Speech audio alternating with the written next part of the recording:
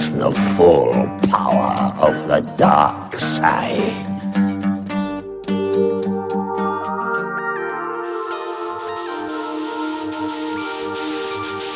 Good!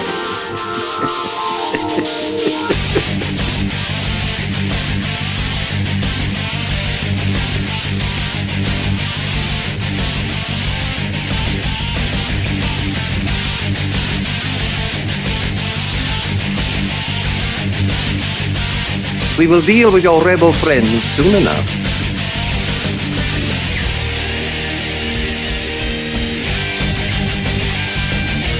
What the?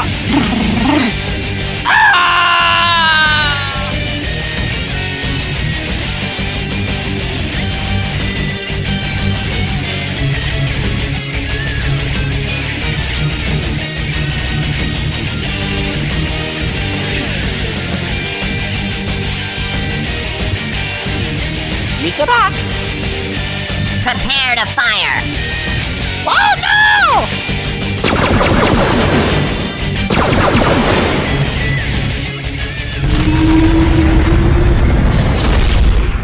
Hello and welcome back to Star Wars Beyond the Stars for episode number 14, recorded on Wednesday, November 26th, 2014, the Thanksgiving edition. I'm your host Fred, aka Sith Lord Corv. And joining me tonight is the recently promoted Grand Operative Agent Olan. Hello, Fred. Hello, Twitch. Hello, YouTube. What is going on? And as always, greetings from Imperial Intelligence. Like I just made up a new rank for you in Sith Intelligence. That's okay. Spoilers. It doesn't exist anymore. And also joining us is Paige, aka Captain Kimbre. Tonight's meal on the ship, turkey. What the heck is a turkey? Well, as long as it doesn't come from Belsavis, I'm good. Quick, ID-10T, scour your databanks. No, never mind. Quit leaking that everywhere. What? Noopa, noopa. And you shut your mouth too, Shriek. You can find out more about our show at StarWarsBeyond.com. We're available on iTunes, Stitcher Radio, and SWTORNetwork.com. You can like us on Facebook at Facebook.com/StarWarsBeyondPodcast, and you can tweet the show at StarWarsBeyond. We ordinarily record the show live on Monday nights at 7 p.m. Eastern Standard Time, and we will eventually get back to that at twitch.tv/NoSHTGaming. So, Paige, what's coming up in the Captain's Log tonight? Coming up in the Captain's Log, we have Last Week in Game. We have a discussion topic, Operative and Scoundrel changes in 3.0. We have Agent Olan's Intelligence Report, where Lou will present Lightsaber Combat Part 6, plus the weekly winner of the Agent Star Wars Trivia Question of the Week, and your feedback in our community holo feed. You know, Lou, you should stop making this little segment be like a BioWare patch. Lightsaber Combat, Part 5, Point A, Point B, Point 10. That's yes. right. To account for all the changes from the wiki, from what's canon, what's legend status, what's EU. Oh my god, what a mess. And then once people think that they have a grasp of it, then you just take a whole bunch of it away. Ooh, foreshadowing. Dun dun dun. And as always, we do have something quick to mention. If you haven't seen it already, folks, there is a new trailer out there. The new Revan Returns trailer on the BioWare site for SWTOR. Check it out. Looks pretty cool. Gives you a bit of a hint what's coming for us in a few days, if you have early access. And also, this is a little announcement from Alex Modney, who is the PvP dev. He wrote something in the forums a couple of days ago on the 24th. He writes, Happy Monday! Since it wasn't covered on the stream, here are the titles for each tier. Now, these will be the PvP titles that players can earn, I believe, for ranked, okay, for the new season that's coming up. So, the Tier 3 title, or Tier 3 rating, which is less than 1,300, your title is going to be your character name, comma, just a little furious. Shouldn't they have given that title to the people whose lives I ruined? Well, we'll get into that later, folks. There's a story behind that. Stay tuned. Tier 2, which is a rating of 1300 and between 1300 and 1649. Your title will be your character name, comma, The Furious. Wait, here we go again with BioWare and these damn commas. They won't put a comma before Knight of the Republic, but they'll put a comma before the word the. That doesn't need to be there. Well, somewhere in a galaxy far, far away, proofreading or correct grammar isn't a necessity, apparently. What the hell galaxy is that? Because I'm going to wipe them out.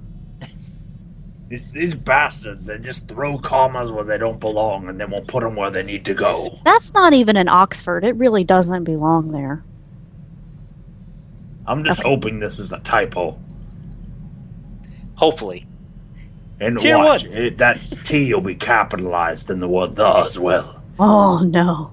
Oh, we'll see. We'll see in a few days. Well, a few months. Just like, why is the A capitalized and just a little furious?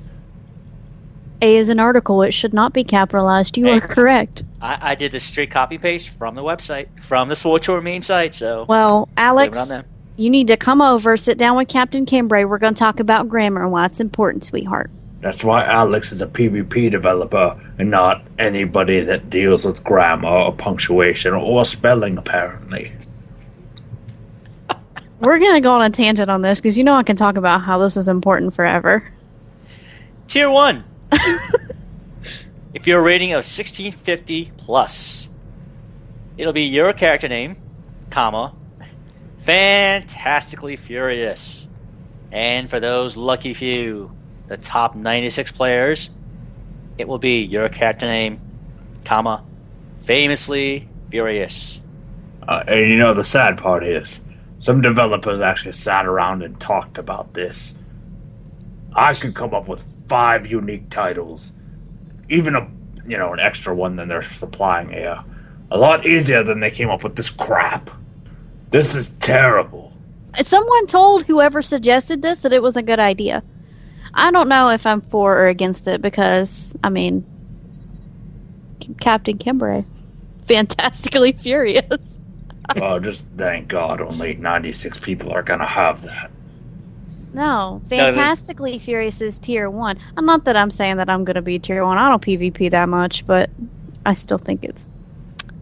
Do you know how hard it is to get 1650 plus? You know what? Let's just be happy that it didn't call it like Fiercely Furious. I'm telling you right now. Fierce. That rating is going to be highly rare, especially for the 20 unfortunate people that grouped with me. Save it for later, folks. He's so excited, he just wants to share. I ruined people's lives on the Republic side of the game. Okay. I didn't finish all right, and to finish what Alex said, as you can tell, we took out the S, space, hashtag from the titles, as seen in previous seasons, and made them fit with the theme of the season. Both of these changes were based on y'all's feedback. Let us know what you think. Happy hunting! I have one more thing to say about grammar. He did put the comma in y'all in the right place. He did, didn't he? Yes. A lot of people don't do that. Yeah, but I'm sorry, what is the theme of the season? Well, that everybody's going to be real pissed off? Hush, hush. If it's y'alls, it's plural. Oh, he does need 2 commas in that, y'alls. Yeah, you can't give him credit. He effed up. He did one correct apostrophe. Did I call it a comma? Yeah, you did, and then I said comma as well because I followed your example. You're leading me astray. My bad, I meant an apostrophe. I'm gonna have to research this. I've never seen, Okay, never mind. I'm not gonna get into this nerdness. But my question is, what is the theme of the season that everybody's gonna be really pissed off? I'm so furious! But are you fantastically furious? Furious is the theme this time around, and then season 4 is gonna be pissed. Just a little pissed. The pissed. Fantastically pissed and famously pissed. Good thing rather than incensed, because that word just go over too many people's heads. I'm slightly incensed. Since this is BioWare, they'll mess it up. It'll be the pissed did. The pissed did. All all to express that PvP-ness. Exactly. I can't say anything about clamps on the show, but I can talk about people being pissed and PvP-nesses all day. So which one of you guys wrote, I'm furious that these player titles suck? Oh, that was me.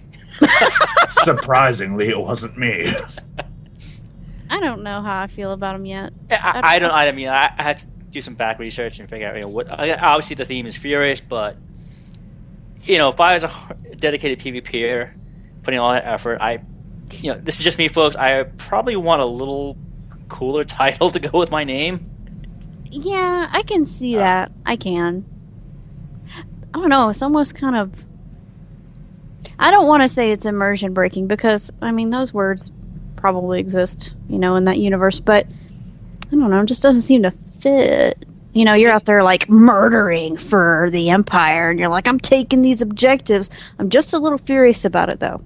Well, see, the first thing that popped in my head when I first saw this a few days ago was I wouldn't say unfortunately, just the movies from the Fast and Furious, okay, and all that goes with it. All the connotations that go with those movies. All that horrible acting. Boy, hang on. I'll come up with new titles right here on the spot. Tier 3, under 1300. Character name, The Mooch. The Mooch. Tier 2, rating 1300 to 1649. Character name, The Extremely Lucky. Tier 1, rating 1650 plus. Character name, The Q Sinker. / The Exploiter. And top 96 character name, BioWare's Pet. What do you think, Lou? I think I nailed it. Nailed it! I think we should move on. I think we need to do more PvP one of these days. I think that in addition to this, everybody that didn't do any ranked PvP should get the title The Jealous. The Jealous. The hater.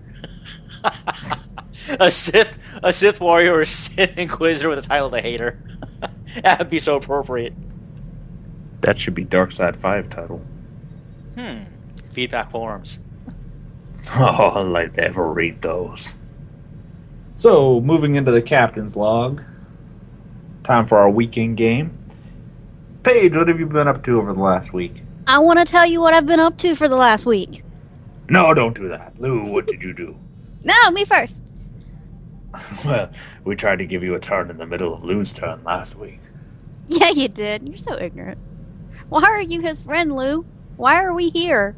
Why do we work for this guy? It's all called leverage. Leverage. You ain't got nothing on me. What's that USA or TNT show? Leverage. I don't know. I don't watch crappy cable channels. Speaking of which, let's turn on Spike and watch Star Wars. Anyway. I PvP'd so hard on my operative over the past week. Normally I was PvPing with Fred Sniper, but even when I wasn't hanging out with him, I just really, really, really wanted to PvP. I needed to troll some pubs. I don't know if it was just a need to kill things or just the need to aggravate people because, I stay in stealth, I pop out, I stab, I stun, I heal. They don't like it. I did have a streak of games, though, the other night where we seemed to lose every single game. Everyone. It was complete chaos. Like, nobody wanted to work together, and it was just a scattered mess. And I keep maxing out my Warzone comms, so I started transferring them to be planetary commendations so that I could upgrade some of my gear. But I upgraded my gear so much that it's to the point now where I can't upgrade it anymore because I'm not an appropriate level for the planetary vendors. So eventually I ended up maxed out on both Warzone and planetary comms, so I started trading them in for credits, and I stood there and made like 18,000 credits at one point just opening those log boxes. And people are talking about like maybe buying some PvP gear. I'm really, really, really picky about my look, so none of the gear on the PvP vendor works for me. I really like my current look. Fred was kind enough to assist me in advancing my operative a few levels this week. I did a little of my class story on my own, and it mostly resulted in me muttering profanities under my breath, which I cannot repeat on the show. But that's how I know that I'm actually enjoying myself. If a story can make me feel anything, even like if it makes me really frustrated, then I know it's good because it has some type of an effect on me. I also assisted Fred Sniper in making it to 55 with my assassin main. Yay. But I'm sad I can't PvP with that character anymore on my operative. Since he skyrocketed to 55, my poor little operative's left to PvP all by her lonesome. And last thing I'll say is it seems like I didn't do a lot, but I did spend a lot of the time in the game. I just only spent time doing a few things. And I spent all of my time doing just those few things. Wait, so Fred doesn't have another character you can pair up with? Don't volunteer me for things. No, he does, but meh. We're gonna skyrocket my operative to 55 now because I really want to see that story. I'm not gonna talk about where I am because there are people who haven't played it. I still haven't finished it, so I'm not gonna ruin it for anybody. But I'm to a part right now where there's a lot of WTF, and I'm like, what is going on? Who is that? And I had to ask Fred at one point. I forget who I asked him about. I'm like, who's Watcher X? And he's like, that's that one guy. I'm like, oh, yeah. Because it had been so long since I played, I'd forgotten who some of these people were. Damn you, Arden Koth. Yeah, I've met him. Why is he wearing a cape? I don't know. The hell does he think he is? Batman. Never trust a Jedi that has dark side corruption in his face. Lou, what did you do in game this week? Oh, been doing actually quite a bit. Well, spreading out a lot of my playtime amongst all my different characters. Trying to take full advantage again of the 12 times XP boost. But the most recent one is that my power tech hit 55 this past Saturday. And I must say I really like the Bounty Hunter storyline. Okay, I'm not going to ruin it for everyone, but just some of the parts where, like I mentioned on the last show, where your response, you get to beat the crap out of people. I enjoy that. Okay, and some of the stuff that you see later on in the storyline, especially once you go past the classic storyline, the 1 to 50 content, and you actually get onto the Rise of the Cartel stuff, okay, which is now you're going on to the McCab. I liked it, and I'm looking forward to actually loving a mercenary now, just to see that story again, because I did have a lot of fun with it. However, there were a little bit of rough spots on McCab, and I realized, you know what, I was keeping pace with myself with my power tech, but I really was ignoring Mako's gear. So having her go through stuff on Voss, and then the first first level or so on McCab, I was really feeling the hit, and so I had hunkered down and upgrade some of Mako's stuff just so she can't stay on par and keep me alive. And then once I did that, smooth sailing, no issues. And I must say, getting Blizz as a companion was a lot of fun. Okay, I've known that the Bounty Hunter gets Blizz for a long time, but I've never actually played the Bounty Hunter storyline, so actually seeing it for the first time, because I also I never watched any of the Let's Plays or the class guides for this stuff, just to avoid the spoilers. So I found it completely ironic that you get him while you're on off.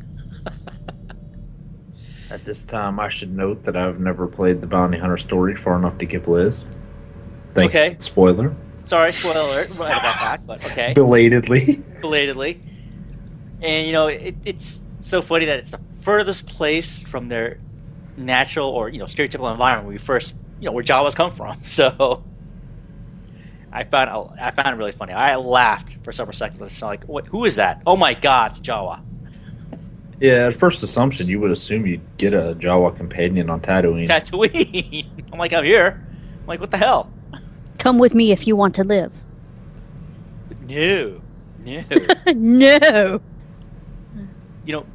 I hope maybe one day they'll put that in the cartel market for a player vehicle. I want a sandcrawler. I don't know. Oh, dude, I'm talking scale sandcrawler. I mean, you get the sandcrawler, you see a Tatooine. Oh, guild transportation. You get your whole guild in there. And then every once in a while, the sandcrawler breaks down, and everybody got to get out and click on stuff to fix it. Even better, if that could be a guild, for guild conquest, you actually make landfall. It's on a sandcrawler. Or how about they actually make a stronghold where you're inside of a sandcrawler? That'd be cool. And it's like literally just the size of a sandcrawler on Tatooine. Mm-hmm. But here's the thing, though. I mean, a lot of people just think that it's, the Jawas didn't build sandcrawlers. They just took them over from Zerka. Because Zerka abandoned them years ago on Tatooine. And yes, Zerka had tons of them out there on the planet for mining purposes. So yeah, that's why there's so many of them everywhere. But it's pretty cool. So I think that would be pretty cool to have as a vehicle. Just saying. Just saying. I love that in SWTOR you actually find out why Zerka abandoned Tatooine. Mm-hmm. I mean, even then, too, if you've ever played the KOTOR series, we do some of the side stories and side quests in KOTOR 2 involve more in-depth lore on Tatooine itself, on the same people and the Jawas, so I'm not going to ruin that for anyone who's never played it yet, played those games. But if you want to see a little bit more lore behind that planet, especially those two iconic races, play those games, and you'll see.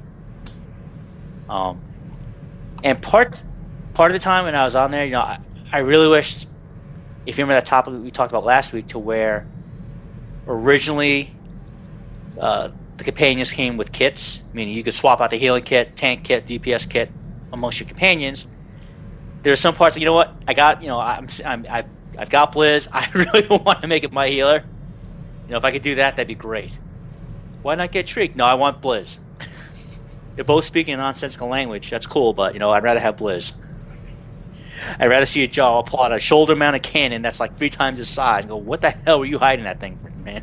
What are you doing?" I'd take Brunemark over Blizz any day. I don't know. Brunemark looks like you go on a rainstorm. Talk about wet dog times 100. He kind of reminds me of that movie where the guy crosses his DNA with the fly. You mean the fly? Yeah. Is that what happened to you? Like the really old, crappy black and white version where he had giant flies and stuff. Okay, yeah, I know what you were talking about. The 50 version, yeah. Yeah, that's Brunemark. Brunemark reminds me of one of those ugly dogs with I don't even know what it would be called, the twists, dreads? I don't know. Dog? Yeah, the dog with the dreads. I don't know. Let me Google it. Google dog with dreads. He looks like a polar bear man from hell. Yeah. A Yeti gone wrong. I don't know. I just don't know. But since I finished the power tech, I am now working on the gunslinger. And I have an update from the notes. Folks, we were supposed to record on Monday, but since we had some real life issues come up, she's now up to 47 right now. And I fully intend to finish out tonight after the show. She's going to get to 55 tonight after the show. All right. Since everyone's off tomorrow, I hope most of us are off tomorrow for a few Yanks. So yeah, I'll stay up. Plenty of soda, plenty of Red Bull, no problems. And I always, I love mentioning this. I always love the dirty kick and pistol whip combo. Those two iconic moves from the Smuggler are just two of my favorite moves in the entire game because nothing beats seeing your character just kick someone in the family jewels and they just bend over in pain and they're stunned on top of it. Look, I'll show you how it works on Sith Lord Korf. Everybody stand back. You'll notice there was no real reaction because all she did was break her foot on my implant. If I broke my foot, I'd have been crying. Not necessarily. You're a spice addict. I am not. Don't tell people that. Shh. I saw you over there snorting that glitter stem. Makes my Shaduki glitter. But that is really crappy. to say the least. But Stop interrupting Lou. But I mean, I love those two moves so much. I mean, I always try to work on a rotation to where I save those two attacks for last to finish off whatever target I'm on. Like, I'll try to figure out a way. Oh wait, hang on, let me do something else. And I'll save those last two just to finish off them off because to me those are the best FU moves in the game. I love them, so that's why I just put them there on purpose. And yeah, it is pretty epic when a mob's about to die and you just hit him with the back of your gun and they fall down dead. they fall down dead. Or if you knee him in the groin, like, oh. Well, if you do the dirty kick, it's like it doesn't even hit them in the groin. It's like you kick them in the stomach and they just fall backwards and die. It's like, well, what a way to go. Like a really badly choreographed martial arts movie. Yeah. Where you're like Steven Seagal and you can't kick above your waist. It's okay, because all right, we'll not get into that. That's a whole other joke for himself. Steven Seagal's a body type 3.5. He's pushing 4, probably pretty soon. He's so old. Are you thinking of Steven Seagal or Tom Hanks? I'm confused why that's funny. It's funny because I meant John Travolta. Oh, jeez. I'm not into that. Also, to spread out the love, I also began working on a shadow on Jedi Covenant. I actually recreated that character because I realized I didn't want to go down the route intentionally I was on originally with the shadow, so I just, you know what, screw it. 12 times XP, no big deal. Delete, start over again. And as of Monday, I got up to 15. I haven't touched her yet. I haven't gone back to and done anything yet, but I probably will. Although I do have to work on a couple of characters on Shadowlands just to get some buffs there too. Because that's the one thing I do miss playing on Shadowlands, the fact that I have no characters, at level there, to get the legacy buffs going across. So one of these days I'll probably get around to that before 12 times XP goes away. And I also made an assassin, because I tried making an assassin when the game first came out, and then I just got sidetracked. Well, that character just got sidetracked by the sorcerer and my marauder, so the assassin just fell to the wayside. And I think last year I just deleted the character because I wasn't doing anything with it anyway. So you know what? I'll just free up the slot, and ended up making another assassin anyway. So I should have just kept it in the first place. But I mean, I've read all the skills so far. Looks a lot of fun. Stay tuned. But then again, we all know that 3.0 is coming in a few days, so it doesn't matter what the skill tree looks like now. Right now, I should just focus on just getting the assassin up as high as I can before 12 times XP goes away, and then see how the changes affect it. That's it. You got 5 days left. You saying that makes me think about some of those characters. I started really trying to push them to 55, and then I got distracted by something. So they're, somewhere in their 30s and their 40s wearing gray gear. And when 12 times XP goes away, it's like, oh crap, what am I going to do with you? Going to have to be spending a lot of money to fix that up. Yep, you'll be going to your 55s going, all right, cash money cows, start sending money back to the characters. Well, not really. My assassin has all my money, and she's not very giving. Once 12 times XP is over, the price of low-level gear should hit the floor again. Yeah, we hope. I mean, right now everything's so valuable because everybody's been trying to level up so quickly. Once 12 times XP is over, prices should fall back to normal within a week or two. I hope. I hope so. They should. And I don't know why it would be a problem for you two either. I have a cyber tech on both servers we play on. I can gear you guys up. Oh, is that right? You got something to do then. Get to work. That's right. You'll be getting emails with specific instructions on gear soon from all my characters. See, Lou will give you specific instructions on what he wants, exactly how he wants it. I'll be like, hey, you got anything for this slot? Because I can't. Lou will be like, and I want all purples. And I want them delivered to this warehouse on Narshada. Hey, you know what? Like I said, all my characters, especially the ones who I've maxed out on slicing, scavenging, underworld trading. I've got the mats. Oh, speaking of maxing things, I did forget to mention I maxed Andronicus finally. He stopped flirting with me because he has nothing left to say. Yay! Ugh, Andronicus. Ugh. Oh, I did make him look like a Rackle too. Or like he was plagued, rather. Oh, you gave him that customization? Yeah. I'm like, oh yeah? I got something for you, buddy. Okay. So basically, my sniper, this 55 that Paige was talking about, I decided to spend some of my time earning a whole bunch of different commendations from Classic to PvP so that I could buy a bunch of the 55 weapons that I don't think are going to be around anymore when the expansion hits. My mercenary is working his way through Terrace now, and my assassin is about to start Chapter 2. I'm trying to push at least one more character to 55 before the 12 times XP is over, one of those two. And I've been focused on making all kinds of money by doing as many dailies as possible because the expansion's about to hit and I'm going to need it. And just for the fun of it, I made a body type 1 character. He looks like a 12-year-old Ratataki. And he's the grandson of one of my first characters. So I don't know how I feel about this yet because I'm playing him as a Jedi Sentinel. And he looks so small.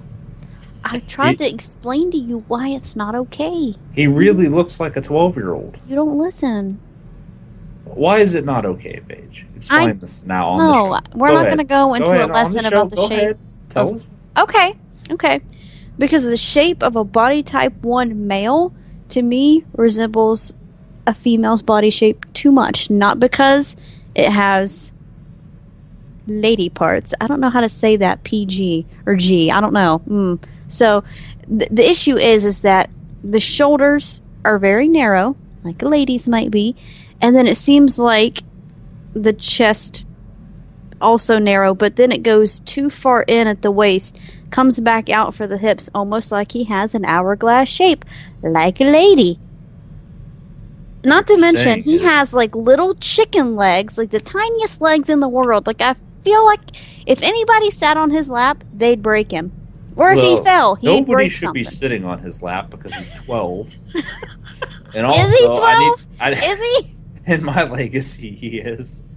It almost seems like the wind is going to blow this guy away. He looks like a freaking wimp. Okay, I can only justify playing that body type 1 by pretending that he is a 12-year-old that is the grandson of my Inquisitor. Well, your 12-year-old needs to eat something. He's a growing boy. When he gets to like level 50 or something, I'll change him to a body type 2. Then at 55, he'll become a body type 3.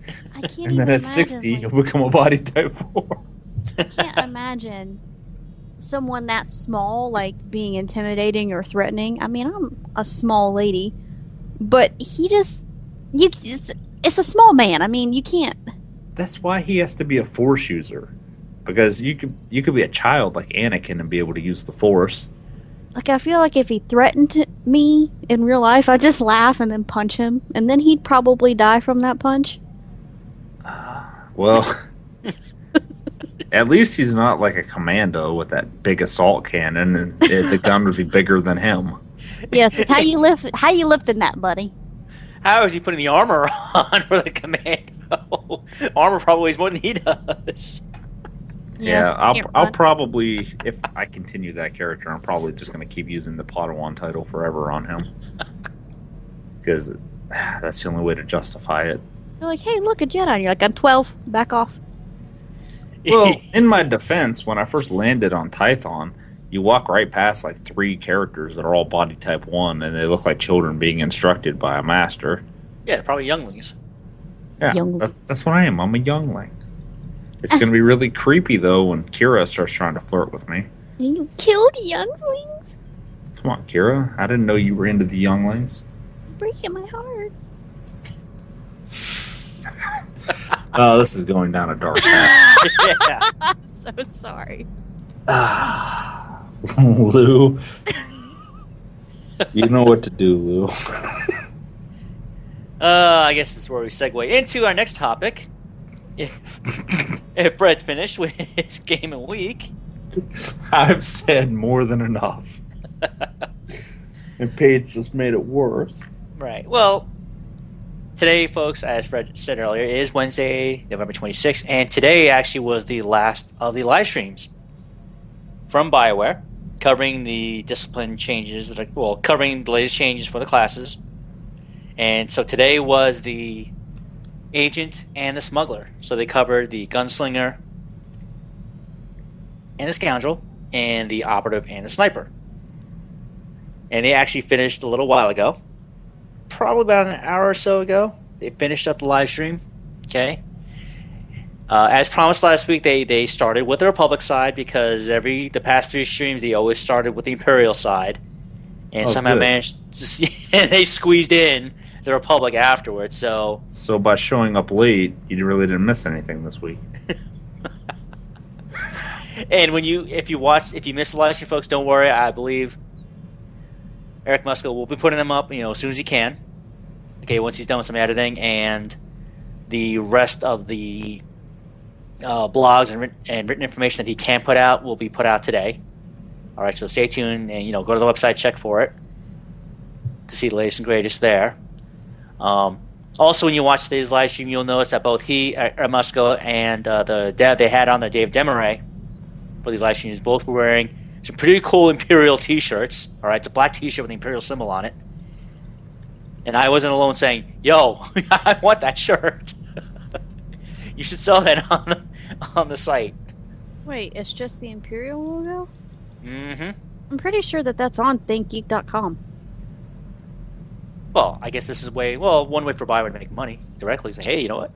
Oh, There's a bonus Star Wars recommendation of the week. I'm pretty sure it could. A lot of times things get sold out. As soon as they get in, they're sold right back out. So I'm not even sure if I that's will fake. check on that while Lou continues. Well, unless they bought this from ThinkGeek, that BioWare gave them the license to produce that shirt, which wouldn't be far-fetched. Oh, a shirt.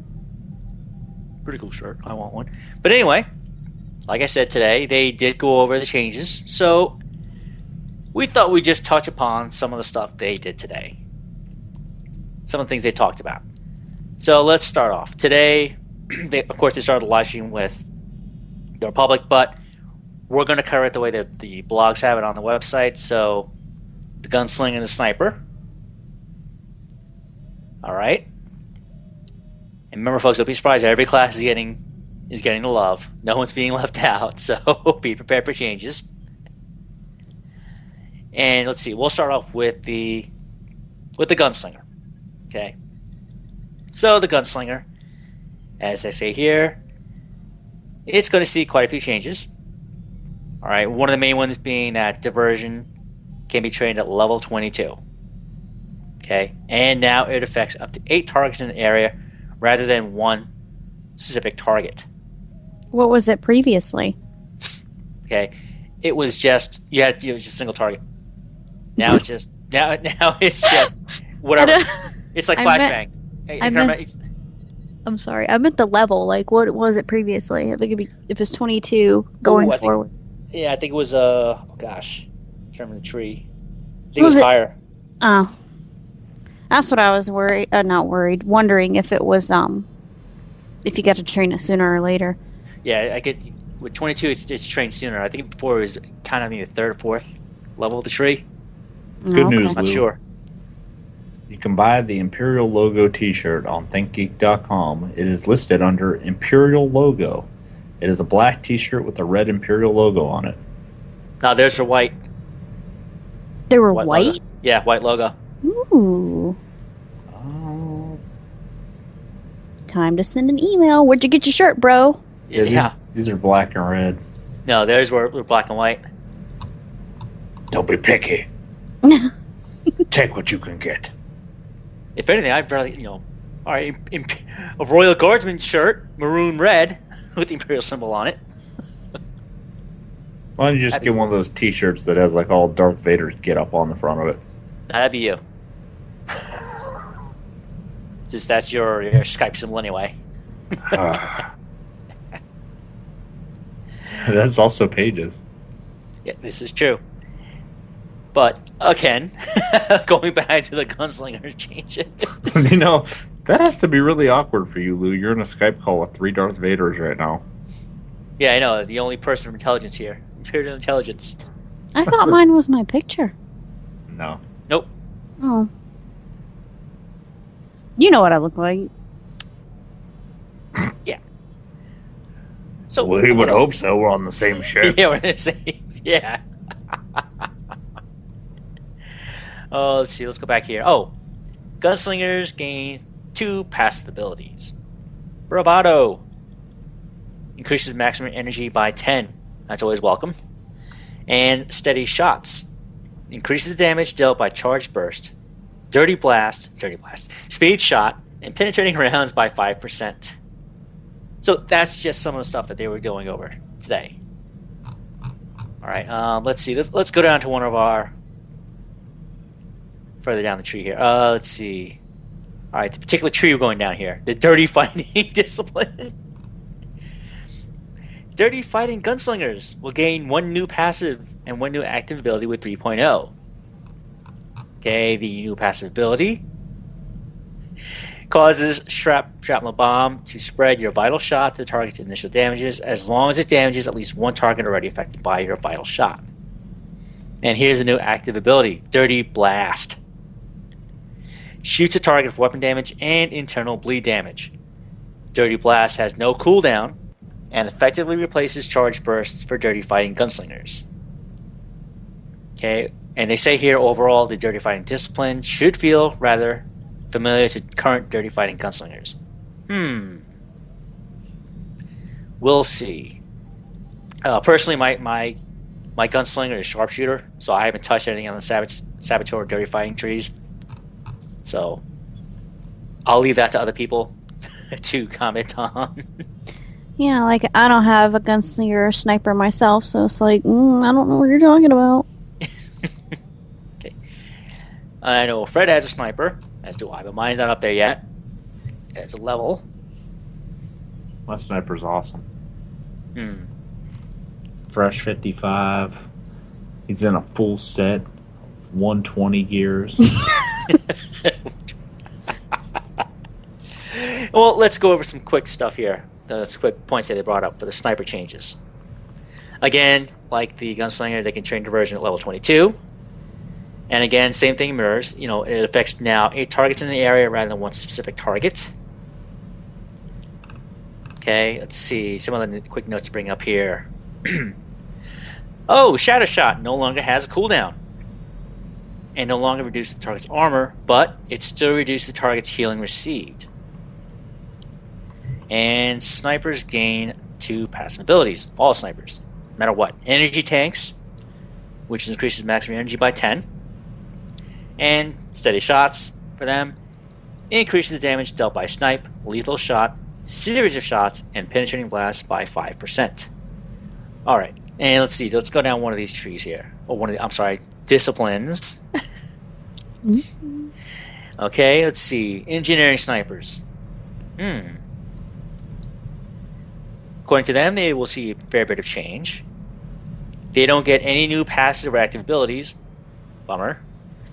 Okay, but many of their existing passives and actives have been modified to produce what they hope for is a smoother damage rotation.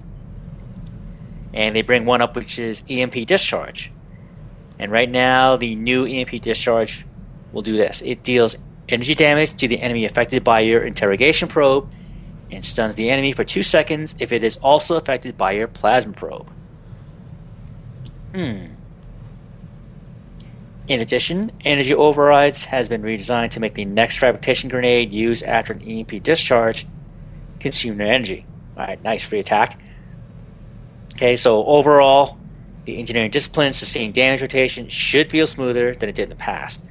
No longer feeling starved for energy while Adrenaline Probe and EMP Discharge are both on cooldown. Okay. Let's see what they also added here. Oh, utilities for these 2 classes, or these 2 advanced classes. Alright. Let's go back to the Gunslinger. So the utilities they're gaining, one of them is called Compounding Impact. wherein each shot of speed shot and penetrating rounds slows the target by 20% for 3 seconds. And this effect can stack up to 4 times. Not bad. Next one, crippling diversion. Diversion slows all targets by 50% for as long as they remain in the area. I like that. I like the yeah. That's actually pretty cool. And snipers, what do they gain? 2 of the ones they mentioned really quick. Series of snares. Each series of shots and penetrating blast will slow the target by 20% for 3 seconds. Okay, just like its mirror, the effect can stack up to 4 times. And they also get crippling diversion. Which is nice. Okay.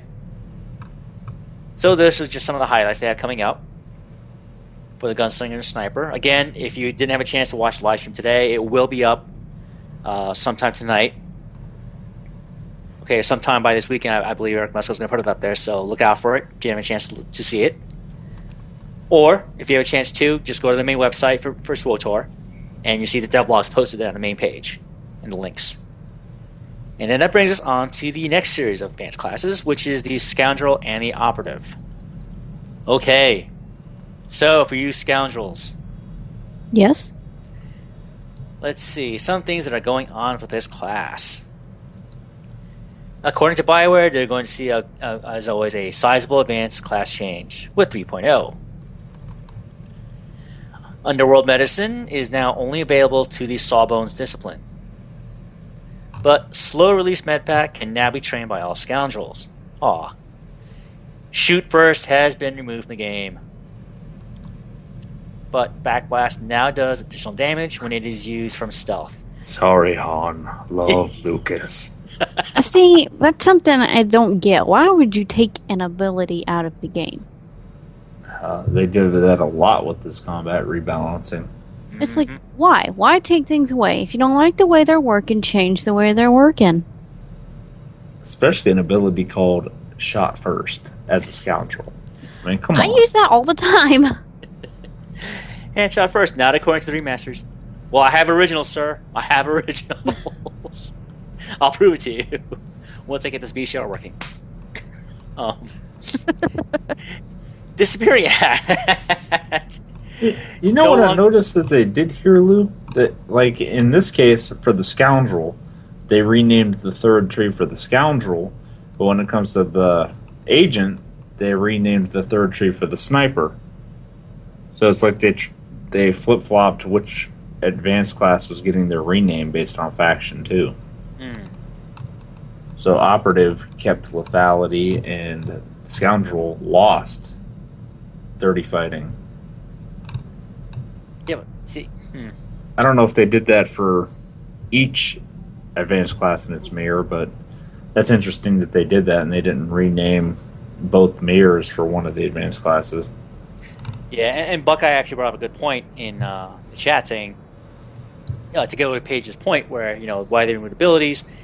They did admit, I did catch at one point, I believe what Derry Demaray was saying in the live stream was the fact that the dev team, definitely noticed that there was something of an ability bloat, meaning there were so many abilities in the game, in their eyes, that did similar things. Okay, meaning they did the same type of damage. All right, or had the same kind of effects. So they're thinking, hey, you know what? Why not just take this one away and roll it into another ability in that class that has the same effect? All right, so that's what they're trying to do. It gets streamlined for the players. I still don't approve. Right, Well, and no, go ahead, Brad. I'm sorry. I was going to say a couple of them actually made sense. Like they took away the aggro dropping abilities for classes that are also tanking classes as an option, and they made it so when you're not in tank stance, your area effect taunt is actually your aggro drop now. Yeah, that makes sense. Yeah, just to take an ability off the bar, basically. That'd be nice since my assassin is like pulling all the deeps. Like, oh god, they're all attacking me. I'm not a tank. No, I mean, you have an aggro dropping ability now. I don't use it. Tank better. Wow. Let's see what else do we get here. What the scoundrels get right off the bat. Well, they gain. Here's some passive abilities they're getting. One's called Browbeater. It increases the damage dealt by vital shot and the healing done by Come slow on, release mana Browbeater. by 10%. Hey, I didn't come up with these names. Just the messenger. Just the messenger. Kind of like, we didn't come up with Just a Little Furious. Yeah, I'm apparently. just a little Basically- furious about some of these changes. I'm just kidding. Browbeater. Okay. All right, this makes sense. Element of surprise. All right, that passive does this. It increases the critical chance of Cult to Attack, Back Blast, and Point Blank Shot by 15%. Okay. And let's see. All scoundrels have gained a new active ability, which is called Stack the Deck. This exploits Upper Hand to stack the deck for you and your operation group members in 40 meters, increasing critical chance by 10% for 10 seconds. It does not break stealth. Very handy utility there. I'll take that. Alright, so Paige, we have here the Sawbones, the Scrapper, or the Ruffian. Who do you want? Who would you like to hear about? I want to hear about the scrapper. Alright, let's see now. Scrapper Scoundrels. They're going to see a great deal of change. Flechette Round is now a passive ability, meaning it does not have to be actively reapplied. Scrappers are going to get 3 new actives, one of which being called the Shank Shot. And this will fire a close-up scattergun shot at the target's shank, dealing kinetic damage and immobilize the target. Alright, and it's going to prevent them from moving or turning for 4 seconds. Sounds very handy. I wonder what the cooldown is on that, though. Bludgeon. And this bashes the target with the scatterguns, but for kinetic damage. And this will share a cooldown with Blaster Whip. Damn. That would be cool. Put those back to back. Okay. So we're going to take out shoot first because it's too much like, what is it, back blast? Mm-hmm. But we're going to put in another pistol whip. We're just going to call it something else.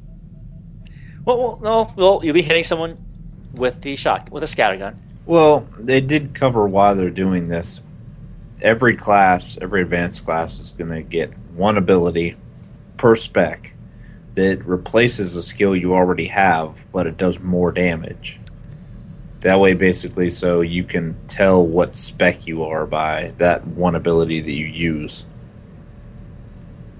Mm-hmm. Go on. They said that they don't have the technology to actually replace the skill. I'm not hearing it.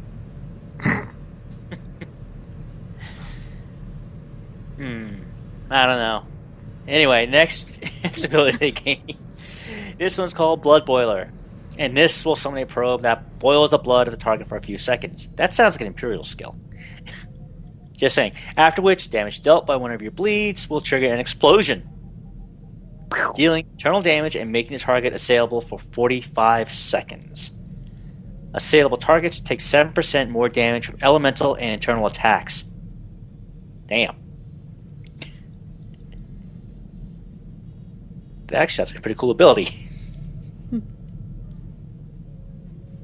Then it makes you wonder, okay, who has elemental and internal attacks? Let's stack those up there. Let's see. And the next thing, utilities that the Scoundrel will gain. 2 of them they mentioned pretty quickly here. Let's see. Oh, get the bulge. No jokes, please. I'll get the bulge. Oh my gosh. All right, like I said, folks, I didn't make these names up. Get the bulge.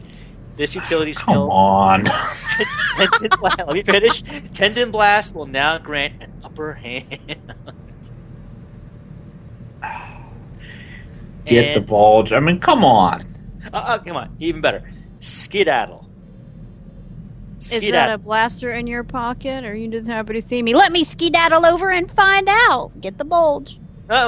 With Skedaddle, when activated, Disappearing Act grants 2 seconds of dodge. I'm a skedaddle out of here. Oh, operatives and scoundrels definitely got the bulge.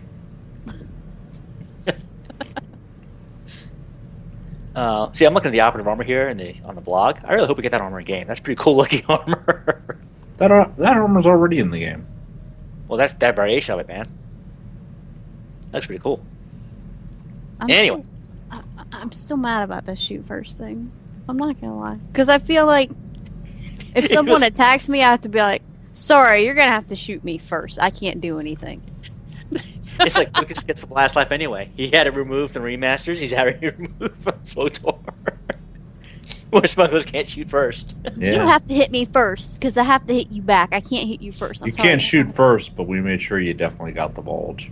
Well, That's right. So you can skedaddle on out of here. I'll get the bulge and I'll skedaddle on out of there. Okay, and the last thing we're going to touch upon is the operative, which, again, we'll get some changes as well. One of the things they mentioned right off the bat, tactical advantage will no longer grant a small damage or healing boost when it's active. Boo. Yeah. Boo. Kolto injection is now only available to the medicine discipline. Oh, damn. But Kolto probe can be trained by all operatives. Okay. Alright, so sad coming up. Hidden Strike has been removed from the game. But Backstab now does additional damage when it is used from stealth. And from what I hear on the live stream, because I did catch that part, I think David Demeray did say that Hidden Strike, yes, is being removed, but the animation for it is now replacing the Backstab animation. So when you pop from stealth, you're going to have the Hidden Strike animation for the Backstab ability now. Although, personally, I'd like to have both in game still, but we have no control over that. Let's see what else. Oh, the cloaking screen no longer prevents the operative from healing or being healed while it is active. But activating a new heal will still break stealth, but any healing effects that are already in existence will continue to heal their targets. Okay. And operatives will now gain the following passive abilities. Imperial Brew. It now increases the damage dealt by Corrosive Dart and the healing done by Kolto Probe by 10%. Thank you. Yep. Imperial Education increases the critical chance of Kolto Infusion, Backstab, and Lethal Strike by 15%. Nice. I'll accept that. Yeah, I'll take that. And all operatives gain a new active ability, Tactical Superiority. Execute your tactical advantage to grant tactical superiority to you and your operation group members within 40 meters, which increases critical chance by 10% for 10 seconds, and this won't break stealth. Woohoo! Which is nice. I'll take that. That's fine. And let's see. Oh, I would like to cover medicine because that's actually what my operative is. She's medicine. She's spec for healing. Same here. And let's see. Most of the skills in medicine discipline will be familiar to operative healers. Okay. We gain a new passive ability that temporarily increases healing done for a few seconds after executing a tactical advantage. Mm-hmm. And one of the things I did catch too in the live stream was a new active ability, which is called Kolto Waves. Alright, this heals up to 8 allies that remain within 8 meters of the targeted area over the 3-second challenge duration. Okay, I did see this is actually, it's just like if you're familiar with playing the Sork with lightning, AoE lightning ability. Okay, it's just like that. Or Death from Above from the Bounty Hunter. It's the same thing. It's a ground target area effect. You just place the cursor wherever you want, and it pops off the ability. Alright? And the way David Demeray was using, he was actually using it to heal himself too, because he would drop it on himself, and it would heal him too, at the same time. Alright? So according to them, from BioWare, overall, medicine healing was too good during Rise of the Cartel. So players of the discipline should brace themselves for a rebalancing that might seem a bit extreme. While it might seem extreme, this rebalancing is only aimed to bring operative healing down to a level that allows other healers to be more competitive and prevents operative healing from trivializing PvE content that is meant to be challenging. So we that's in their own words. consulted Zoller from his new company. He sent us an email, said the teams of chain stunning operatives were a problem, so we nerfed their healing more. Yeah, apparently, Kolto Infusion was just too powerful. Nerf that thing to the ground. Give them an area effect heal that needs to be channeled for 3 seconds. Right, and 3 seconds is more than enough time for someone to stun them, interrupt them, stun them, and kill them. That's great. Definitely. And they'll only heal about half what they did during the last expansion. I have a feeling that they're going to nerf this enough that operatives are actually going to be underpowered compared to the other healers now. Well, I certainly hope that... I know they're out there. I know there are players out there that are definitely going to start min-maxing and crunching these actual numbers once it goes live, whether they have early access on the 2nd or on December 9th. I think they're actually going to start putting the data together. And I think maybe within a couple of weeks after Shadows of Revan goes live, that we'll start seeing some actual, not actual numbers, feedback from players who have been doing the parsing themselves and saying this is what's happening compared to, they'll do the side-by-side comparisons. This is my sorcerer healing in this gear, doing this op, or this flashpoint, and this is my operative in this gear. This is the performance level. Dude, I would bet you that you probably have people on the PTS right now crunching the numbers, and they're just waiting for the NDA to go down before they start putting the info out. Oh, I'm sure there are. And I hope they are actually out there doing it. At least crunching those preliminary numbers out and having at least a base argument, whether for or against these changes, all set up. To present to the community, saying, "Well, this is what we found out. This is the data we've come up with." Running our own numbers because everyone there, I believe, on the PTS has access to the operations dummies anyway, the training dummies, so you can parse off that. Well, nobody's going to be in favor of these because they actually admit that it's a nerf right in the post. We're bringing you down to the healing level of other healers. And in fact, it doesn't even say that they're bringing them down to make them even with other healers. It says that this rebalancing is aimed to bring operative healing down to a level that allows other healers to be more competitive. Tell you why I'm not a fan of this either. We're going to make you feel like crap so other people will feel better about themselves. No. Raise everybody instead of lowering somebody. Keep the operative the same. Raise the other people. That's what I'm saying, but that'd be more work and lazy. It wouldn't have been more work if that's what I planned for in the beginning. Yeah, I mean, again, I haven't had it on PTS, so I don't know. Hey, I'm going to throw this out here.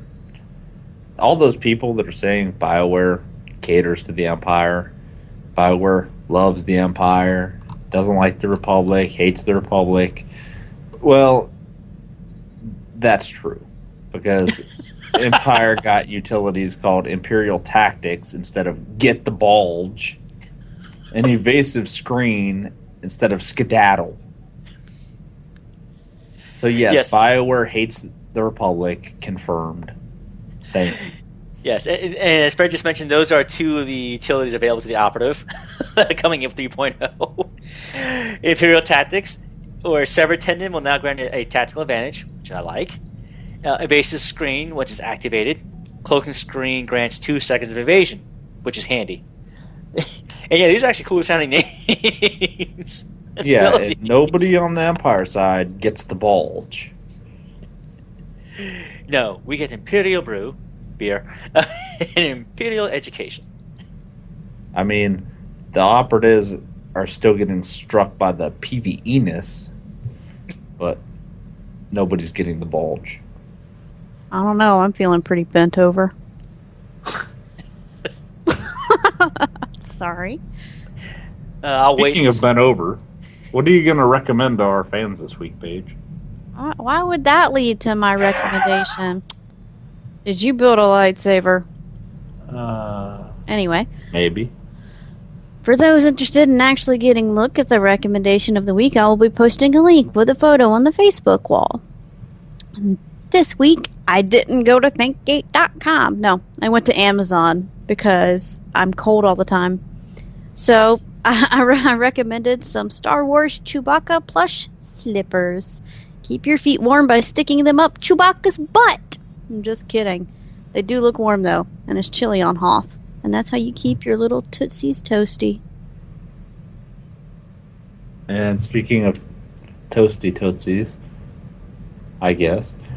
Moo, what's in the intelligence report this week? Not Tootsie Toasty. Well, definitely not that, but according to Amazon, to that link that Paige put in there, there's only one pair left. Oh my god, Lou, buy them right now before anyone in the live stream does. Who decided to Yeah, have Brian money? before Buckeye. Buy him before Buckeye. Too late. Nothing for you.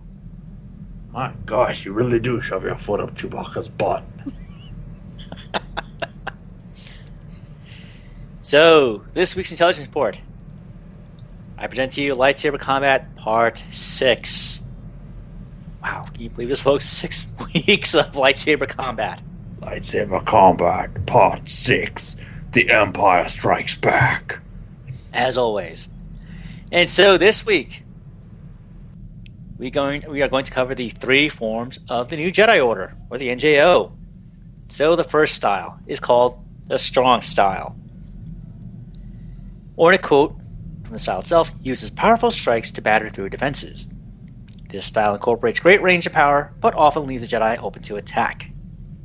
So the Strong Style is based primarily on powerful strikes to batter through an opponent's defense, sacrificing speed for unrivaled power. The Strong Style covered great distance and was virtually unstoppable unless the opponent responded in kind. Due to its utilization of strength and power, the Strong Style would cause more damage than many other forms of lightsaber combat, while its range and power made it especially efficient against single opponents who were armed with melee weapons. In lightsaber duels, the powerful strikes of this style could break through lightsaber blocks with relative ease. On rare occasions, when a lightsaber lock occurred, a user could usually win the lock by ripping the opponent's blade away, leaving him defenseless. This style was quite destructive, and if the practitioner were presented with an opening, it would almost always cause a devastating blow. Being based on slow, powerful swinging attacks, users of the Strong Style would often leave themselves open to counterattacks and open to blaster fire. The style could thus be disadvantageous in one-on-one melee combat in terms of speed comparisons against faster opponents, although its range and penetration power could just as easily negate these disadvantages. It was weak against blaster shots, as the stance required that the user shift the blade quite a bit to cover the body. Thus, it was almost solely utilized in lightsaber combat. Now on to the medium style. This was an intermediate style between the fast and strong styles. The medium style was based on a perfect equilibrium between speed and power. More often than not, the medium style was the first taught to a lightsaber duelist. It was simple in technique, yet more technical and powerful forms could be built from its foundation. This simplicity was both a strength and weakness. It was an excellent style to fall back onto when nothing else worked, and could provide a respectable offense and defense. It could effectively combat blasters and hold less skilled lightsaber duelists at bay. However, more skilled gunslingers, such as Boba Fett, or more talented lightsaber duelists, such as Luke Skywalker, would very rapidly break a medium-style defense. The same holds true in offense, as a skilled duelist would rapidly destroy the user's momentum and counterattack. The fast style, consisting of short and quick motions with the blade that could be chained and combined almost indefinitely. This style allowed for multiple attacks and an extremely fast pace. Its obvious advantage was that it was efficient in one-on-one combat against slower opponents, with lax defenses or many opponents who were not wielding melee weapons, particularly when combined with force speed. Among all the styles, this style provided the best defense against blaster fire. In lightsaber combat, it was a powerful defensive technique, as the user could create a very strong defense against multiple opponents for a single stronger opponent. Relying primarily on speed and multiple attacks, the disadvantages of the fast style were equally obvious. Firstly, its use of fast strikes limited the amount of power that was put into a blow, making it easy for a strike to be parried or overpowered. Secondly, its range was considerably short, making it a less effective offense against a wide spread of multiple opponents. Third, the fast style's defenses could quickly be broken through if an opponent was much more physically powerful than the user. Since the blade was kept so close to the body, a strong cunning opponent will simply hammer the user's blade in the hopes that the practitioner would tire and leave themselves open. And just as a side note, folks, if you really want to see a good description or a good animation of how these styles are in effect, if you've ever played Jedi Academy, okay? Alright, when you play the lead character Jaden Core, as you progress through the game, you gain access to all 3 styles, okay? And then you'll see how each one works, both advantageously and disadvantageously. Alright, they'll show you the different saber attacks that are available to each style, and I can't think of a better way to actually see these in action. If you want a clear-cut illustration of how these styles work, I would suggest looking up Jedi Academy footage on YouTube, or if you have the game, play it through again and just see it in this light, how that actually reflects upon it. But on to other stuff. Okay, the next part, other fighting forms and styles. Now, these are the unorthodox and hybrid fighting methods. There were many fighting styles that predated or coexisted with the classic Jedi forms that were adopted by individual Jedi duelists. In fact, study into some of these more esoteric fighting forms, such as Sokan or mounted lightsaber combat, were made available within the temple walls. Also, Jedi were encouraged to develop hybrid fighting forms or to study alternate fighting styles to back up their primary. Such fighting forms have taken many shapes, from simple personalized variations of other styles to advanced hybrid fighting forms. For example, Neiman practitioners were often encouraged to study Sorasu, the pure root of Form 6. Obi-Wan Kenobi began studying Sorasu to compensate for the defensive weaknesses of Ataru, though he eventually switched entirely to the former. However, other duelists discouraged such hybrid methods, a notable being Dooku. While Dooku advocated the application of unorthodox maneuvers, he focused exclusively on Makashi, and referred to hybrid duelists as mere dabblers, lacking mastery.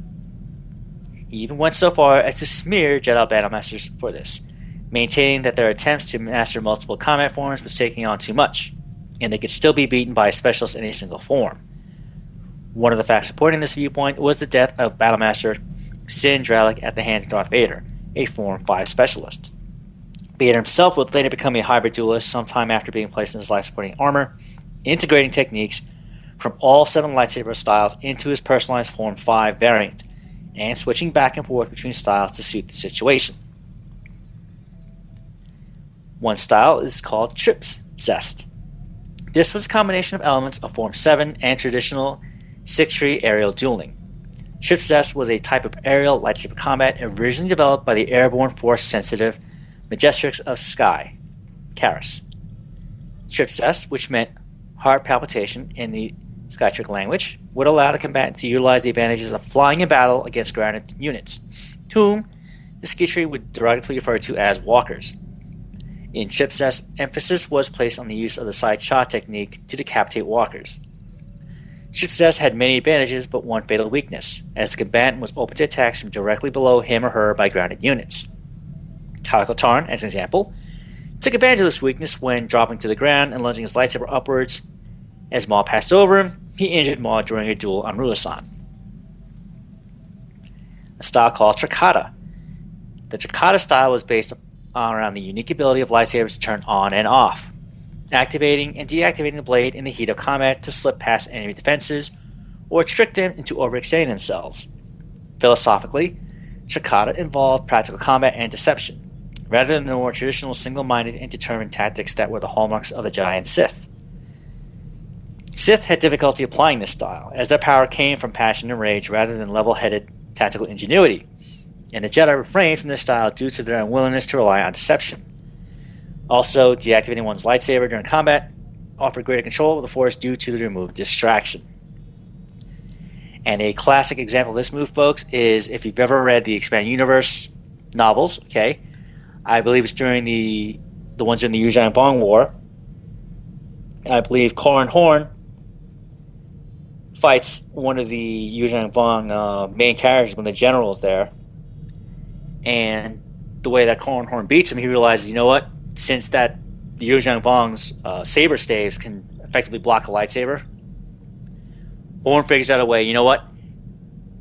His killing move to defeat this guy was to actually take the blow. So he actually turned off his lightsaber, took the blow full force, and that allowed him to actually slip past this guy's guard and put his lightsaber up against his body.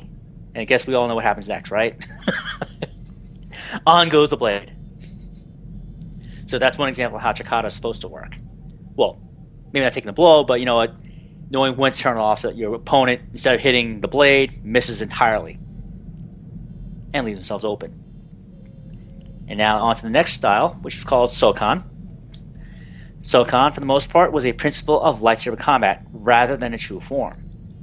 Developed by the ancient Jedi Knights during the Great Hyperspace War, Sokan teaching revolved around using the environment itself to gain tactical advantage in combat. Sokan was based on outmaneuvering opponents, using quick tumbling and jumping movements to close the distance and facilitate swift strokes towards the opponent's vital areas. Terrain was heavily relied on for this purpose, and allowed for great speed and mobility, and also facilitated self-defense. Prior to the Clone Wars, Sokan practitioners integrated highly kinetic elements of Ataru with their ancient Sokan techniques to create a blend of styles that relied upon agility. And folks, if you really want a great example of Sokan in use, turn to Episode 3, Revenge of the Sith, the final lightsaber scene. We all know what happens to Anakin, right? On Mustafar. That's an example of Sokan. Mounted lightsaber combat. In this type of combat, the duelist was limited to fighting one-handed, as the other hand was needed for steering the mount. As the duelist would often have a height advantage over the opponent, attacks while mounted typically consisted of low lunges and diagonal slashes and arcs. The prime advantage of this type of fighting is the high vantage point and the speed offered by the mount, though conversely the duelist had to devote effort towards protecting and controlling the mount. Now can you imagine they had a Centaur? That'd be great. Fighting, I think it was a Jedi Academy, you could fight from a Tauntaun, but I wish they had a Centaur too, fighting lightsaber combat from a Tauntaun or from your speeder bike. Can you imagine? It weren't for the hero engine. Yes. But we can wish, we can hope, one day. I know that's what somebody actually asked at the EA press event. They asked if BioWare was going to invest in a new engine. And they're basically like, no, we have what we have and we got to work with it. Yeah, because they're pretty much stuck with it, unfortunately. But maybe one day they'll break that technical barrier and find a way to do it. And on to the next style. And this is telekinetic lightsaber combat. Okay, this is the art and practice of wielding one's lightsaber with force-based telekinesis. It was extremely difficult and required great aptitude in such applications of the Force. The primary advantages of such a fighting form were obvious. Range ceased to be an issue, and the option of wielding numerous lightsabers simultaneously became viable. The most basic application of telekinesis in lightsaber combat was the saber throw. Oh yeah. Using the Force to guide the lightsaber's arc through the air, users could throw the lightsabers in a boomerang fashion, cutting apart obstacles and surprising foes. More adept users of such a technique could hurl the lightsabers across great distances, make mid-air course corrections, or simply allow the lightsabers to hover in place. And again, as a quick side note, you'll see examples of this if you play KOTOR 2 or the Sith Lords. Alright? I believe, spoiler alert if you haven't played the game, when you take on Kreia, or Darth Treya, at the last fight, she actually uses this as a perfect example. She'll actually help telekinetically control 3 lightsabers while she's not even there, or when she's far away from you. So you're actually fighting her 3 sabers while trying to get to her. Okay, so that's how she's controlling them. Or if you've played, again, Jedi Academy, one of the styles allows you access to telekinetic control your lightsabers, especially if you're dual wielding. What happens is that your character will drop down to a low crouch stance and your 2 lightsabers will spin around you in a defensive circle. So that's how that's done. On to the next one. This was called Dunmak. Alright, let's skip a little quote here. Dunmak was a traditional Sith tactic based around psychological warfare. Primarily, the practitioner relied on taunts that exposed an opponent's inner doubts and weaknesses, disrupting their concentration. Proper execution of Dunmak called for great patience and control, a rare trait among the Sith, especially those of the earlier eras. One of the finest demonstrations of this technique was in Darth Bane's defeat of Sirak during their time at the Sith Academy on Korriban. He demonstrated the need for patience by drawing out the battle to take advantage of Sirak's lack of endurance and exhibited fine control by withholding from striking an early killing blow as Sirak's form began to slip. Rather than settle for a quick victory, Bane sought to completely destroy Sirak, allowing the tantalizing closeness of victory to fuel his rage, unleashing it in a powerful blow that disarmed Sirak, ending the duel. Or if you want another example, again, Return of the Jedi, final lightsaber scene where Vader's taunting Luke while Luke's hiding amongst the conduits underneath that platform. There you go. Perfect example. Form Zero. Form Zero was not an actual form of combat, lightsaber combat, but rather an ethical principle. It was an expression of the idea that a Jedi should know when to use their lightsabers and when to withhold from resorting to force and instead find an alternative means of solving a problem. This idea was defined by Jedi Master Yoda to address the need for the Jedi to restrain themselves when tempted to use aggressive negotiations, and instead use another well-developed Jedi skill, such as the Jedi Mind Trick. This was a method used to arrive at a solution without resorting to violence. Wow, boring. The Loose Ma. This was an obscure lightsaber technique. Loose Ma was one of the fighting forms that Count Dooku trained Grievous and his IG-100 Magna Guards in. Beyond the fact that one of these initiates used Loose Ma to counter a source move, next to nothing is known of this style. Sorry, folks. The Su Ma. Su Ma was the use of rotation in the Jedi Knight's form of lightsaber combat. It was composed by 3 forms. 1. The Tung Su Ma was the use of somersaults in combat. Another, the En Su Ma, was the use of cartwheels in combat.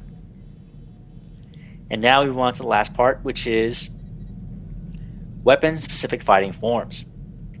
Okay. Due to the incredible variations of lightsaber technology and the various specialized weapons available, fighting and training methods for the use of these various implements were required. Okay, most weapon variations were fairly minute changes in the size and shape of the lightsaber hilt, with the effects on combat being negligible. Curved hilt lightsabers and light foils allow for greater precision and easier one-handed wielding, while long-handled lightsabers allow for improved leverage and power. Dual-phase lightsabers allow for rapid changes of blade length and could be used to surprise enemies, but required no dedicated methods of specialized training beyond personal familiarity. However, other variations in armament, such as double-bladed lightsabers or the wielding of dual blades, required intense specialized training due to the difficulty in using such weapons. And that leads us on to Jarkai. The Jarkai style was developed by the Yoshvin swordsman and was named for a city on Atrizia. The city of Jarkai was also the site where the original Jarkai dueling sabers were crafted. These weapons were utilized by the Yavshin and were designed for the express purpose of being dual-wielded. Neiman, the dual blade style developed by the Royal Macheteros of the Kashimir, was named for the dual triumvirate of the Kashi deities. The style was adopted by the Legions of Latau, a group of Darksiders responsible for the first Great Schism of the Jedi Order. After the defeat of the Legion at the hands of the Jedi, Neiman was adopted by the Jedi Order, eventually being refined into the 6th form of lightsaber combat, referred to by the same name.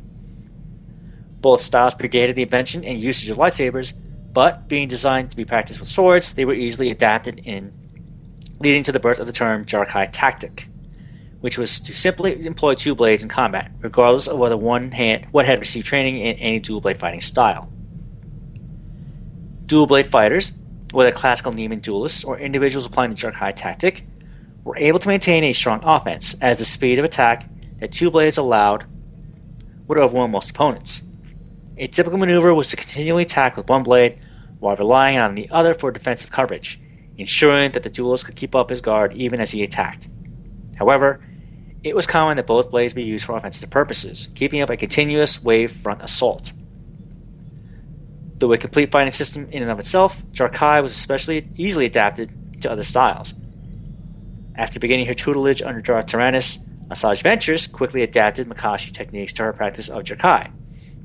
As Makashi was Tyrannus' favorite form, Jedi Master Luminara Unduli was able to recognize his training techniques and Asajj's fighting abilities, stating as much.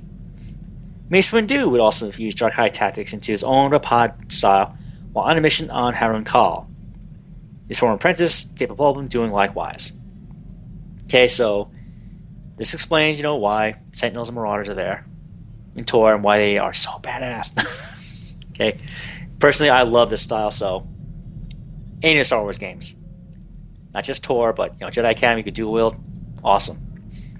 And now this moves us on to double-bladed lightsaber combat. The primary purpose of the double-bladed lightsaber was to allow for a faster rate of attack, unleashing a rapid assault with only a minimum of movement. More slaughter per swing, as some put it. Damn you, assassins. Saber staves were also excellent defensive weapons, as the double length of the weapon provided more surface area for deflecting and parrying. In addition to the practical benefits of the weapon, it also possessed a great psychological impact. The dual blades increased the visual impact of the weapon, and in combat, opponents would intuitively try to track the blades separately rather than as a single weapon, overwhelming them. However, despite all the advantages offered by the weapon, its weaknesses were equally obvious. Special training was required to wield the weapon effectively, with those attempting to use it without such discipline likely to bisect or impale themselves. The techniques employable with a double-edged lightsaber are extremely limited, as the second blade rendered many positions and movements equally impossible to execute or require the wielder to twist himself awkwardly around the weapon to do so. Many techniques require the user to perform elaborate flourishes in order to move the staff around their body, leaving them open, and any sort of fighting method that focused on power or penetration was difficult to apply. Also, the large hilt, common to most double-edged lightsabers, presented a large target, difficult to defend. Opponents would often attempt to employ the Sun Gem contact mark, with even experienced saber staff wielders being vulnerable to this tactic. The lightsaber pike. Yes, lightsaber pike combat. This resembled an ancient polearm in many respects. The primary purpose of the lightsaber pike was to allow vastly increased range. The primary feature of the weapon was the long shaft that the lightsaber is mounted on, which is machined from a lightsaber-resistant alloy, such as frick. This shaft provided several advantages: drastically increased range, use as a close-quarters defensive weapon, with the large surface area of the shaft being used to block enemy strikes, and the improved leverage granted by such a large handle, allowing wielders to dole out devastating power attacks. However, like the double-bladed lightsaber, the weaknesses of such a weapon and the associated combat styles were obvious. The long shaft made many positions and movements awkward, sometimes impossible to execute. It did not transition well between thrusts and slashes, and required plenty of open space to wield properly. On to the light whip. Yes, you heard it right. Light whip combat. Wielded in the same manner as a proper whip, the light whip was a rare and exotic weapon, an unfamiliar occurrence among traditional duelists. Due to this, light whip wielders enjoyed a considerable amount of leverage over opponents. Along with its rarity, light whips also featured copious range, the long, flexible energy strand allowing the wielder to attack from a range of several meters. The weapon was also difficult to defend against, as it could simply flex around an opponent's blade when he attempted to parry. When multiple tassels were included, the whip was able to overwhelm the defenses of enemies by attacking them from all sides. However, light whips featured just as many drawbacks as advantages. The light whip blade was difficult to control, able to just as easily maim an untrained wielder as an opponent, and was weaker than the standard lightsaber blade. It needed to be swung wide to get momentum for attack, and it was difficult to use defensively as flexible tassels are not well suited for parrying, leaving the wielder vulnerable to both great speed and brute force. In fact, light whip blades were even known to short out violently when struck with enough force. Now onto unarmed combat. As the various forms of lightsaber combat were all fully developed martial arts forms, they were not limited to use with the lightsaber, and unarmed combat training was standard among many force-based organizations. Most species were known to engage in this kind of combat, and a number of sentient species and cultures also developed it into different martial arts proper. Just as the various lightsaber combat forms could be applied unarmed, so too could many of these unarmed combat styles be applied with the lightsaber. Darth Maul and Anu Bandara were both students of the Teras Kazi martial art, developed by the followers of Palawa, who became accomplished lightsaber duelists. The Ichani martial art was an unarmed combat discipline known to be taught to military special forces throughout the galaxy, and may have been taught to Mitra Surik. During duels, such physical attacks were applied with astonishing regularity, oftentimes with the goal of disorienting an opponent prior to a finishing attack. As disarming was a common goal in lightsaber duels, it was not unheard of for both opponents to lose their weapons, causing the fight to degenerate into a brawl. In fact, fighters have been known to draw on the force to augment their speed and strength, allowing them to unleash powerful hits that threw opponents across the room or literally tear them limb from limb. Now, don't you wish we could do that in Tor 2? And this concludes lightsaber combat. Hope you all enjoyed it, folks. And as always, I want to say thank you to the Wikipedia, StarWars.com, Force.net, and other Star Wars lore sites out there, folks. If you enjoy the lore as much as I do, please visit these sites. See, now I want to see them add a new Jedi class and add in the ability to use the lightsaber pike. Yeah, you'll see them, I think, if you follow or if you've read the older graphic novel series out there. Okay, and I haven't finished reading, but I was kind of hoping that maybe if you read Dawn of the Jedi, okay, from Dark Horse, where they actually cover the very first Force users coming to Tython. All right, like I said, Dawn of the Jedi, when the Jedi first become into being, and seeing the kind of exotic stuff they come up with. All right, And it's kind of a shocker too that when you see these Jedi, they're not using lightsabers. A lot of people think that Jedi had the ability to make lightsabers when they first created. Like, nope. Melee weapons, boys and girls, swords. It would be kind of interesting now that Disney has the property to see them make a TV series based on the Dawn of the Jedi, where they're actually using swords and using the Force. Yeah, I think that would be. It seems like that would be sustainable for a TV show because you wouldn't have to invest in CGI so much to do lightsabers in every episode. Yeah, it's true. I mean, and they could even bring it back to the point where the first Jedi and the first Dark Jedi were figuring out how to turn their swords into like vibro weapons, like the kind of vibro swords that you see Ken Val and the other sword weapon wielders use in Tor. Oh, the kind that you sheath in your back meat? Yeah. Yes. Exactly. Where they turn the only one of us with back meat. they attach power packs to turn into actual vibro swords, or actually they'll use those power packs to energize the blade itself. Well, my new Sentinel can't use vibro blades because he doesn't have any back meat to sheath them in. Body type 1, fourth loss.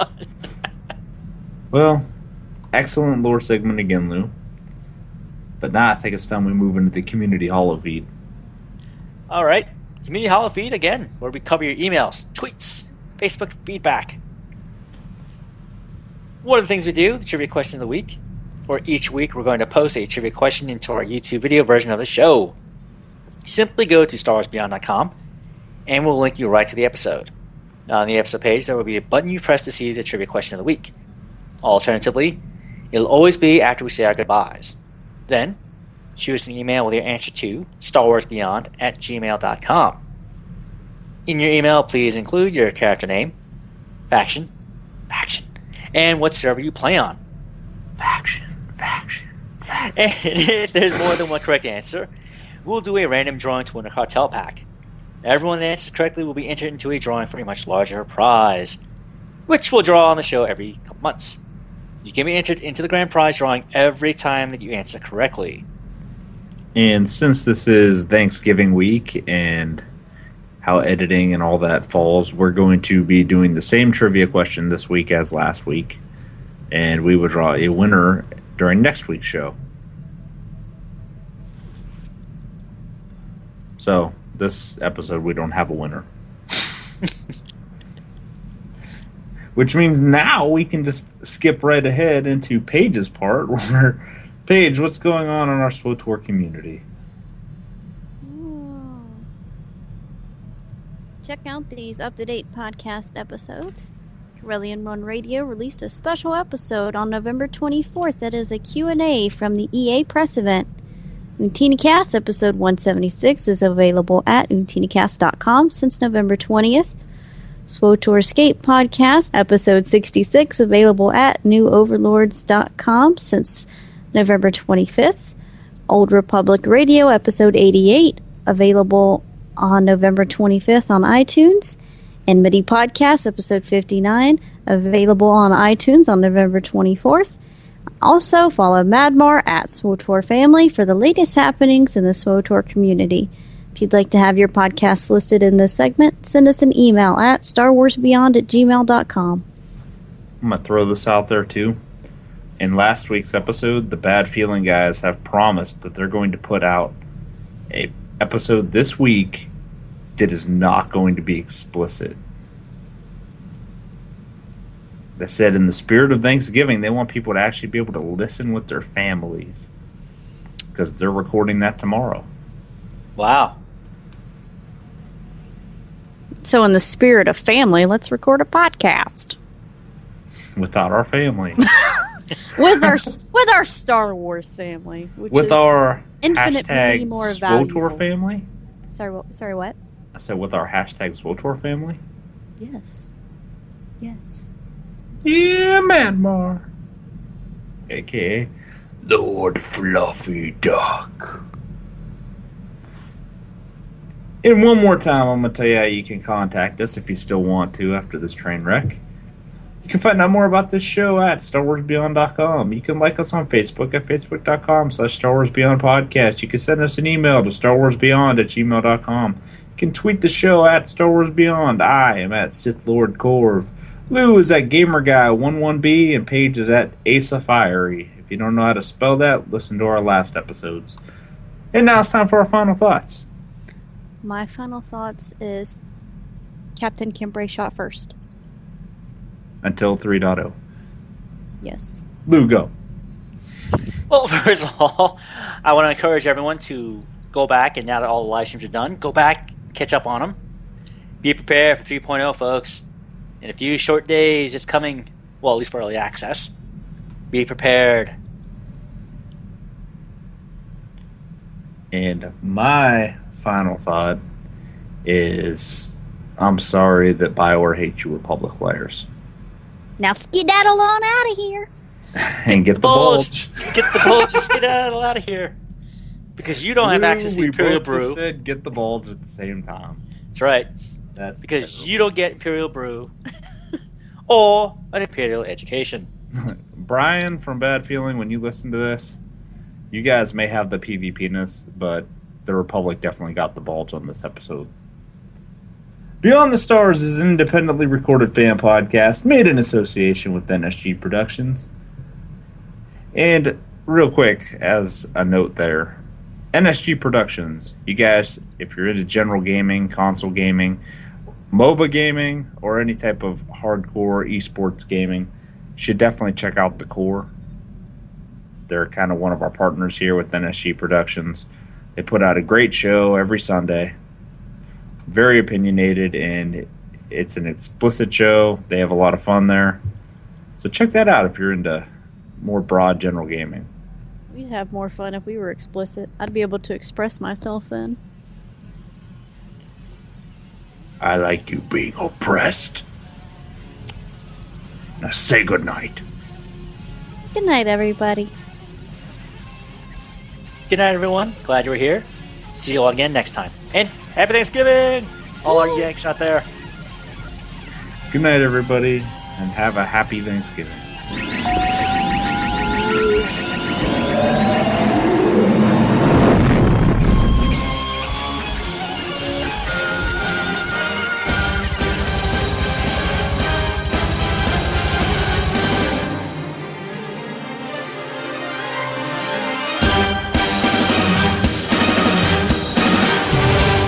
You've served your purpose. Beyond the Stars trivia question for the weeks of November 17th, and we're carrying it over to the week of November 24th as well. So here we go. Clue number 1. We originally hailed from a world that would become the seat of galactic civilization and power. Clue number 2. By the time we conquered our second world, we would be called after the name of our first prominent warlord. Third clue. War would be central to our lifestyle, along with honor, duty, and family bonds. Clue number 4. Over time, our custom of adoption would diversify our ranks. Anyone could join us if they chose to follow our ideals. Clue number 5. At times, fighting against the galaxy, sometimes fighting with it, our skills were always in demand. Our trade never went out of business. Who am I? Alright, everyone. Please send your answer to StarWarsBeyond@gmail.com. Please include your character name, server, and the faction you play on. Good luck, all.